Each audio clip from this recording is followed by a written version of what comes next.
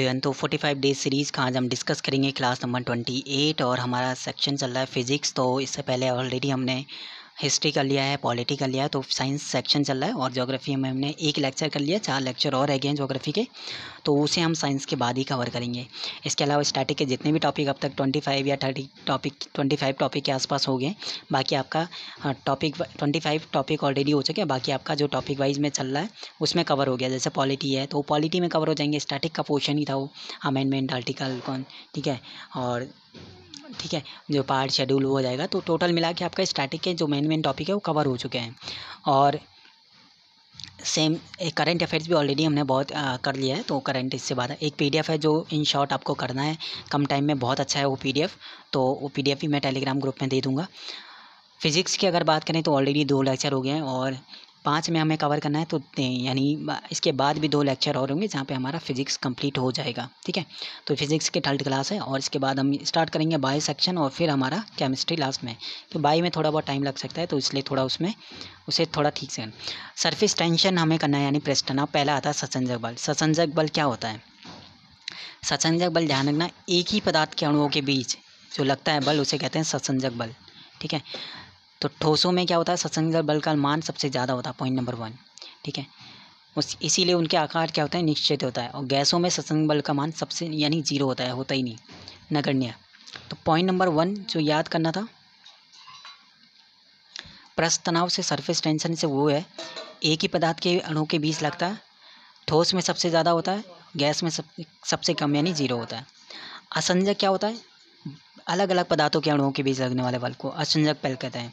और असंजक बल के कारण ही जो है एक वस्तु दूसरे से चिपकती है। बहुत बार क्वेश्चन पूछा हुआ है कि किसके कारण एक वस्तु दूसरे से चिपकती है, असंजक बल के साथ। पृष्ठ तनाव क्या होता है, पृष्ठ पे लगने वाला, ठीक है। पृष्ठ तनाव डेफिनेशन बहुत बार क्वेश्चन पूछा है। प्रश्न है, द्रव के समतल दर्द के स्वतंत्र पृष्ठ में कम से कम क्षेत्रफल प्राप्त करने की प्रवृत्ति होती है, जिसके कारण उसका पृष्ठ सदैव तनाव की स्थिति में रहता है। इसी को हम क्या कहते हैं, पृष्ठ तनाव। किसी द्रव का पृष्ठ तनाव वह बल है जो द्रव के पृष्ठ पर खींची गई काल्पनिक रेखा की इकाई लंबाई पर रेखा के लंबवत काम करता है। यानी आपका पृष्ठ तनाव बराबर क्या कहते हैं, टी से साइन होता है, टी बराबर यानी F/L बल हो जाएगा और L यानी उसकी लंबाई हो गया। पृष्ठ तनाव का मात्रक क्या होता है, मात्रक क्या होता है, F यानी न्यूटन हो जाए, न्यूटन, F यानी फोर्स का न्यूटन और L का मीटर है, तो इसलिए न्यूटन मीटर इसका मात्रक हो जाएगा। द्रव के पृष्ठ के क्षेत्रफल में एकांक करने के लिए किया गया कार्य द्रव के पृष्ठ तनाव के बराबर होता है, ठीक है। इसके अनुसार जो है इसका मात्रक क्या हो जाएगा, जूल पर मीटर स्क्वायर, ठीक है। क्योंकि ये क्या बोल रहा है, क्षेत्रफल के हिसाब से बोला, तो क्षेत्रफल का क्या हो जाएगा, मीटर स्क्वायर, और ठीक है। द्रव का ताप बढ़ाने पर पृष्ठ का तनाव जो है कम हो जाता है। द्रव का ताप बढ़ाने पर पृष्ठ तनाव जो है वो कम हो जाता है। ध्यान रखना, पॉइंट नोट करना। द्रव का ताप जितना बढ़ाएंगे पृष्ठ तनाव क्या हो जाएगा, कम हो जाएगा। क्रांतिक ताप जो है यहाँ 0 हो जाता है। नेक्स्ट पॉइंट यहाँ पे है, ये वाला पॉइंट इंपॉर्टेंट है कि घुलनशील जो नमक है उसे मिलाने पर जल का पृष्ठ तनाव क्या हो जाता है, बढ़ जाता है। ये वाला पॉइंट इंपॉर्टेंट है। अब ये लास्ट में रिवीजन करेंगे, तो रिवीजन में इंपॉर्टेंट पॉइंट्स में एक बार फिल कर। केशिकत्व से बहुत ज़्यादा क्वेश्चन आते हैं, यानी केशिकत्व यहाँ पे पहले तो हम केश नली पढ़ते हैं। केश नली क्या होता है, कैपिलरी, एक ऐसी खोखली नली होती है, जब अब वायु पड़ा होगा तो वहाँ पे इस टाइप का बना होगा, ठीक है। केश नली इस टाइप से, ठीक है, एक ये वाला, ठीक है। तो ये केश नली तो पता ही है ना, लैब वाले। केश नली क्या होता है, जिसकी त्रिज्या क्या होती है, बहुत जिसकी कहता है बहुत कम और क्या होती है, एक समान होती है, बस ध्यान रखना, केश नली कहलाता है। केश नली में द्रव के ऊपर चढ़ने या फिर नीचे दबने की घटना को क्या कहते हैं, केशिकत्व कहते हैं। ये पॉइंट इंपॉर्टेंट है। द्रव के ऊपर चढ़ने और नीचे दबने की घटना को क्या कहते हैं, केशिकत्व कहते हैं। द्रव में केश नली में ऊपर या नीचे अथवा नीचे गिरने का कारण जो है द्रव का क्या होता है, पृष्ठ तनाव होता है। ये पॉइंट किसी सीमा तक द्रव केश नली में चढ़ता है उतरता है तो केश नली की त्रिज्या पर निर्भर करता है। इससे पॉइंट को थोड़ा आप स्किप कर सकते हो, ये वाला पॉइंट इंपॉर्टेंट है। नेक्स्ट ये वाला, सामान्यतः जो द्रव कांच को भिगोता है वो केश नली में ऊपर चल जाता है और जो द्रव कांच को नहीं होता है वो नीचे आता है। ये पॉइंट है। जब केश नली को पानी में डुबाया जाता है तो पानी जो है ऊपर चढ़ जाता है और पानी की सतह जो है केश नली के अंदर घसा हुआ रहता है, इसलिए स्पर्श कोण यानी एंगल ऑफ न्यून कोण जो है होता है। ये पॉइंट्स अभी जो है मेन नहीं है, इसे इम्पोर्टेंट अभी यहाँ पे जो मेन है वो चीज़ें बताते हैं।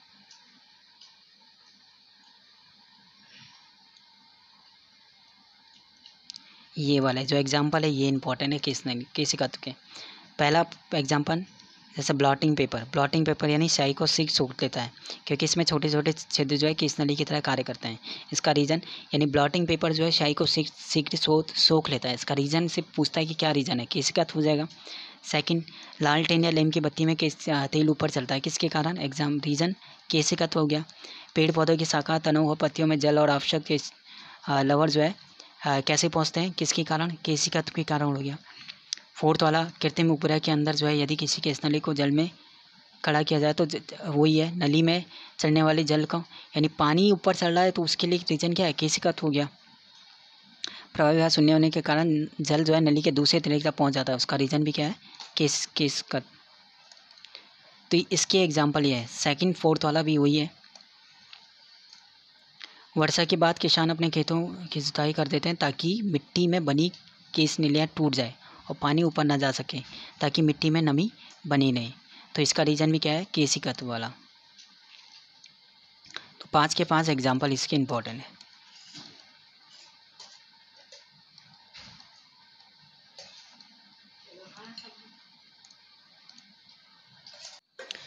नेक्स्ट पॉइंट है कि पेन का निब जो है बीच से चिरा होता है, जिससे इसमें छोटी सी बारीक केस नली बन जाती है। केस नली द्वारा स्याही निब की नोक तक। तो क्वेश्चन सिर्फ ये आएगा कि स्याही जो है निब की नोक तक किसके कारण पहुंच सकती है, केशिकात या केस नली के कारण। केशवत की क्रिया के कारण ही कॉफ़ी पाउडर जो है जल में बहुत ही शीघ्र घुल जाता है, रीज़न क्या है, केशिकत। पतली सुई पृष्ठ तनाव के कारण ही, अब बोलता है सुई जो है वो पानी पर तैरती है, किस रीज़न क्या है, पृष्ठ तनाव, सरफेस टेंशन। अब यहाँ पे पृष्ठ तनाव के एग्जांपल देखो, साबुन डिटर्जेंट आदि जो है ये गैमेल ये जो है ये क्या करता है, इस कपड़े साफ़ करते हैं, रीज़न क्या है, पृष्ठ तनाव। ठीक है। साबुन के घोल जो है कि बुलबुले बड़े इसलिए बनते हैं, रीज़न क्या है, पृष्ठ तनाव। उनका पृष्ठ तनाव क्या होता है, कम हो जाता है। सेम चीज़ है, पानी पर मच्छरों के लावा तैरते हैं, रीज़न क्या है, पृष्ठ तनाव कम हो जाता है। ठीक है। सेम चीज़ है, गर्म सूप स्वादिष्ट लगता है, रीज़न क्या है, पृष्ठ तनाव कम हो जाता है। तो पृष्ठ तनाव रीज़न है, और बाकी यहाँ पे इम्पोर्टेंट अभी जब रिवीजन होगा लास्ट टाइम पे तो उसको एक बार फिर से हम पूरा कंप्लीट देख। तो एक एक पॉइंट यहाँ से इम्पोर्टेंट है, केशिका से लेकर टोटल यहाँ से केशिका के एग्जांपल से लेकर टोटल 5 पॉइंट ये रहे। 5 पॉइंट के बाद 6 7 हो गया, और 7 के बाद जो ये हैं टोटल मिला के 12 15 पॉइंट। ये क्वेश्चन बहुत ज़्यादा मोस्ट इंपॉर्टेंट। शांता क्या होता है, शांत फोर्स क्या होता है, किसी द्रव या गैस की दो कर्मागार परतों के बीच आपेक्षिक गति का विरोध करने वाले घर्षण बल को क्या कहते हैं, शान बल कहते हैं। ठीक है। जो गति का विरोध करता है उसे घर्षण बल को क्या कहते हैं, शान। डेफिनेशन नहीं पूछा हुआ, लेकिन फिर भी चीज़ें देखना। अब यहाँ पे जो इंपॉर्टेंट चीज़ है वो ये याद रखना है। पॉइंट नंबर 1, शांता केवल क्या है, द्रवों या गैसों का गुण है। द्रवों में शांता जो है अणुओं के मध्य लगने वाले सत्संजक बल के कारण होती है, और गैसों में शांता इसकी एक परत से दूसरी परत के बीच स्थानांतरित। तो दोनों एग्जांपल है, द्रव गैसों और द्रवों का शांता केवल द्रवों और गैसों का गुण है। अगर पहले हम द्रव की बात करें, द्रवों में शांता तो सत्संजक बल, और गैसों में शांता एक परत से दूसरी परत में अणुओं के बीच स्थानांतरण के कारण। गैसों में शांता जो है वो कम होती है द्रवों की अपेक्षा। ठोसों में शांता होती नहीं होती। एक आदर्श तरल की शांता बहुत बार पूछा हुआ है, क्या होती है, शून्य होती है। ताप बढ़ने पर द्रव्य की शांता क्या हो जाती है, शांता घट जाती है, परंतु गैसों की क्या होती है, बढ़ जाती है। किसी तरल की शांता को शांता गुणांक द्वारा मापा जाता है। अगर मात्रक की बात करें जो इंपॉर्टेंट है, डेका पॉइज यहाँ पे, या फिर पॉइजली करके आएगा, या फिर पास्कल स्कैन, और इसे नीटा साइन से यहाँ पे इसे डिनोट करते हैं, किसको, शांता को। तो इसका मात्रक 3 है, एक तो डेका पॉइजली, या फिर आपका पास्कल सेकेंड हो जाएगा।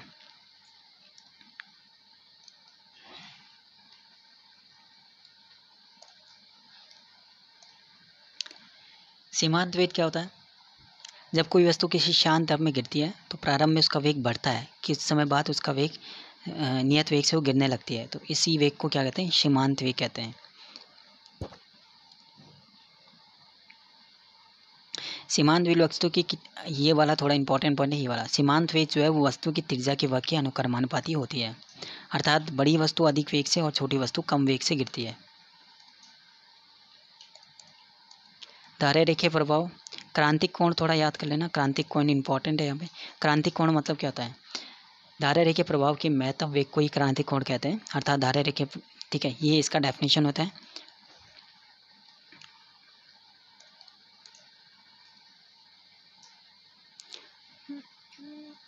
एग्जाम्पल देखो, ज्वालामुखी से निकलने वाले लावा बहुत अधिक गाढ़ा होने पर तेजी से बढ़ता है क्योंकि उसका घनत्व जो है अपेक्षाकृत कम होता है और घनत्व ही उसके वेग को निर्धारित करता है। अच्छा, ये उसका रीज़न, एग्जाम्पल ये हो गया, क्वेश्चन ये बन गया और उसका रीज़न ये रहा। उसका रीज़न ये है कि उसका घनत्व जो है अपेक्षाकृत कम होता है और घनत्व ही उसके वेग को क्या करता है, निर्धारित करता है। बर्नौली प्रमेय इंपॉर्टेंट है जो करना है, ठीक है।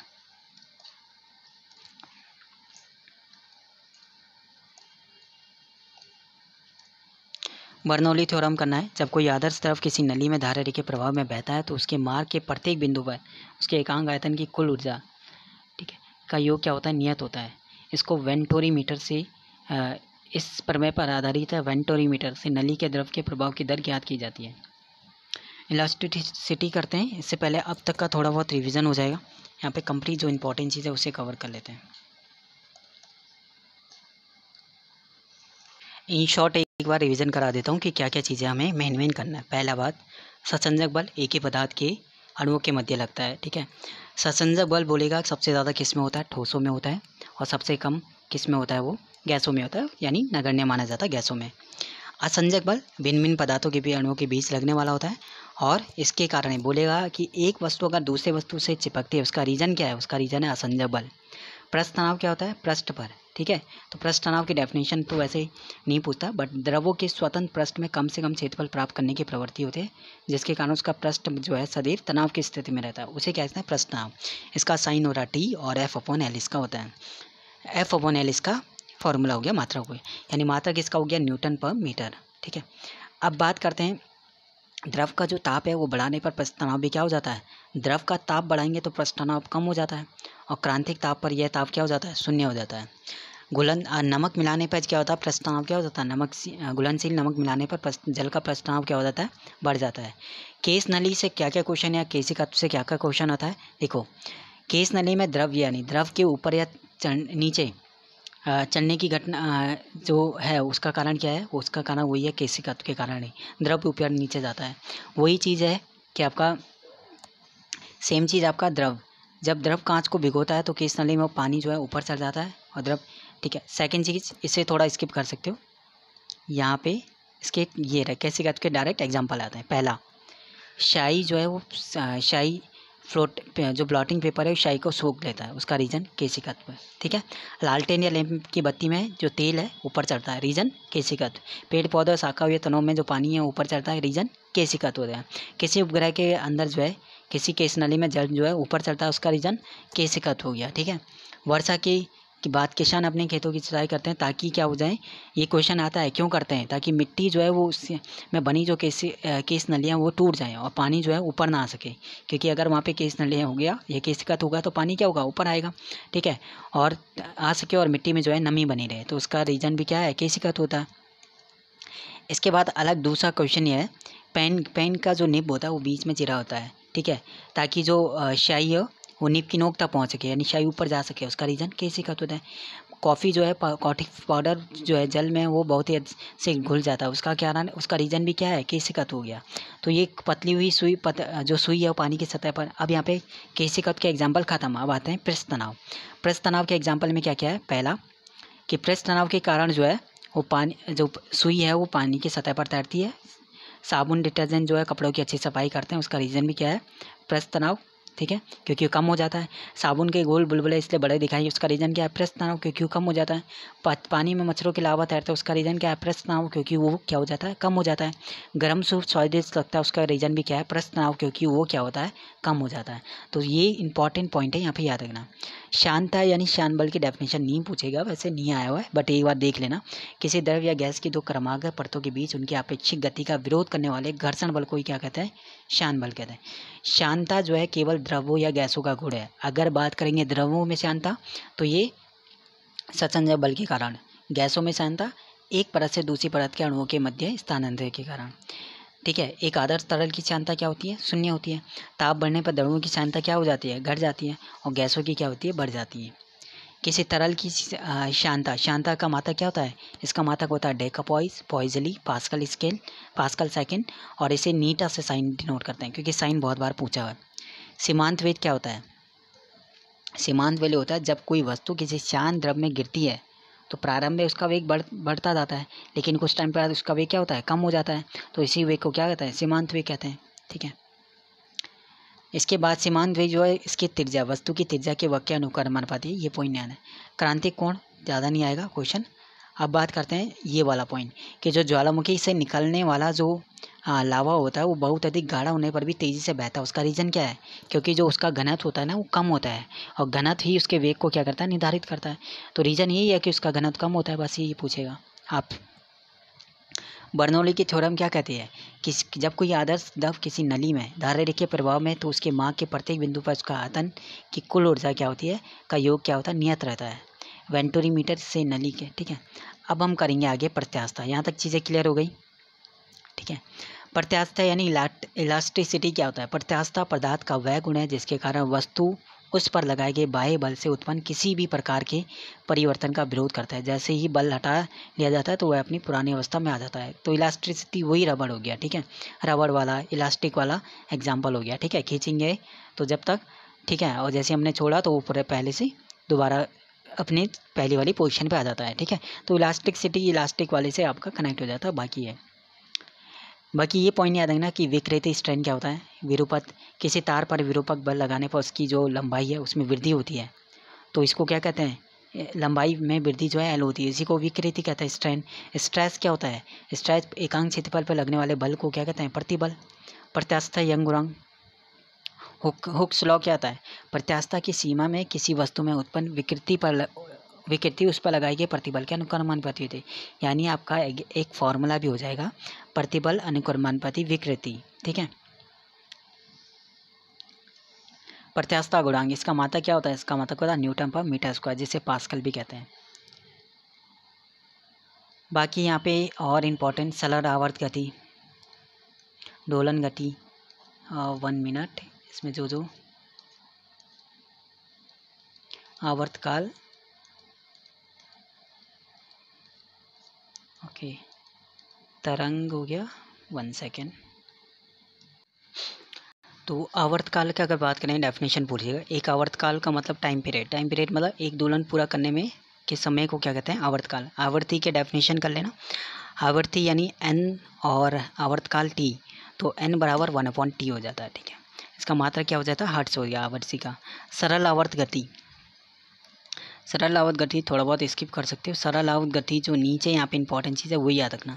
सरल आवर्त गति करने वाला कण अपनी मध्यमान स्थिति से गुजरता है, तो ये जो पॉइंट है ना, ये सेकंड, ये वाला पॉइंट इसी से कनेक्ट हो जाएंगे।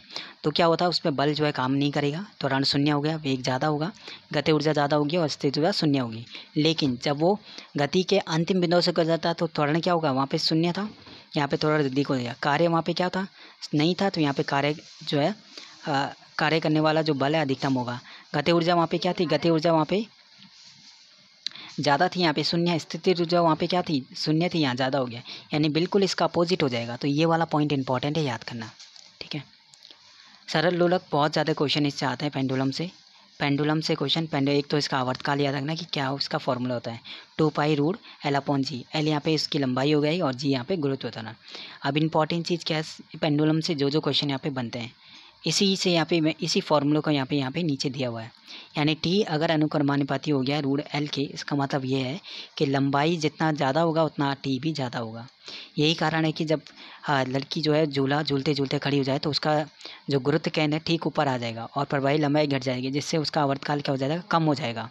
ठीक है, तो यहाँ पे वही है, झूला झूलते समय अगर वो ठीक ऊपर उठ जाता है तो उसका क्या हो जाएगा, आवर्तकाल कम हो जाएगा और झूला जल्दी जल्दी डोलन करेगा। सेकंड चीज़, आवर्तकाल जो है लोलक के द्रव्यमान पर निर्भर नहीं करता है। ठीक है, इसलिए झूले वाली लड़की के बगल में कोई दूसरी आ जाए तो आवर्तकाल पर कोई प्रभाव नहीं पड़ेगा। सेकंड पॉइंट इंपॉर्टेंट पॉइंट है जो एग्जाम में आते हैं। थर्ड पॉइंट भी याद रखना, L/√L/g। इससे ये ध्यान रखना, यदि लोलक की घड़ी को पृथ्वी से ऊपर या नीचे ले जाया जाए तो उसका आवर्तकाल बढ़ जाता है, अर्थात घड़ी सुस्त हो जाती है और पृथ्वी से ऊपर या नीचे जाने पर जी का मान जो है कम हो जाता है। ठीक है, फोर्थ पॉइंट ये है, यदि लोलक घड़ी को ऊपर उपग्रह पर ले जाएँ तो वहाँ पे क्या होगा, जी का मान 0 होता है, तो आवर्तकाल क्या हो जाएगा, अनंत हो जाएगा और वहाँ पे वो काम नहीं करेगी। इसके नेक्स्ट वाला पॉइंट भी इंपॉर्टेंट है, गर्मियों में डोर की लंबाई जो है बढ़ जाएगी, उसका आवर्तकाल भी बढ़ जाता है, सुस्त हो जाती है, और सर्दियों में कम हो जाती है और आवर्तकाल भी उसका ठीक है कम हो जाएगा और कहीं तेज़ चलने लगेगी। चंद्रमा पर अगर बात करें, चंद्रमा पर उसका जो आवर्तकाल है वो बढ़ जाएगा, क्योंकि चंद्रमा पर जी का मान पृथ्वी के जी के मान का कितना होता है 1/6। ये बहुत बार पॉइंट आया हुआ है, तो ये जो पॉइंट है थोड़े छोटे छोटे पॉइंट इंपॉर्टेंट है। नेक्स्ट वाले में जो तरंग है यहाँ से स्टार्ट हो जाएगा, तो नेक्स्ट वाले में तरंग कवर हो जाएगा और ध्वनि तरंग सब इसी में आ जाएगा, ध्वनि से रिलेटेड। इसके बाद हमारा ऊष्मा भी नेक्स्ट वाले में कवर हो जाएगा, तरंग हो गया, ऊष्मा हो गई, और इसके बाद नेक्स्ट वाले में हमारा प्रकाश भी कवर हो जाएगा। प्रकाश कवर होने के बाद ठीक है, अगले 2 क्लासेस में हमें कंप्लीट करना है, तो 2 क्लासेस हो सकता है थोड़ा बहुत बड़ी हो, तो बाकी ये जो मेन पॉइंट है वो नोट करते हुए चलना। 5 क्लासेस में फिजिक्स के बाद बायो स्टार्ट करेंगे, तो उसको भी कम, तो यहाँ पे डिटेल में चीज़ें डिस्कस नहीं कर सकते क्योंकि कम टाइम में हमें मेन पॉइंट याद रखना है। तो मेन पॉइंट वही है, आपको याद रखना है कि हाँ भाई जो घड़ी है या फिर जो पृष्ठ तनाव है किसके कारण क्या होता है, ये मेन जो पॉइंट है। डायरेक्ट क्वेश्चन पूछेगा बस यहाँ पे, ठीक है। तो मिलते हैं आपका क्लास नंबर 28 में, और 29 26 और 27 26 27, ठीक है, और नेक्स्ट 29 क्लास में।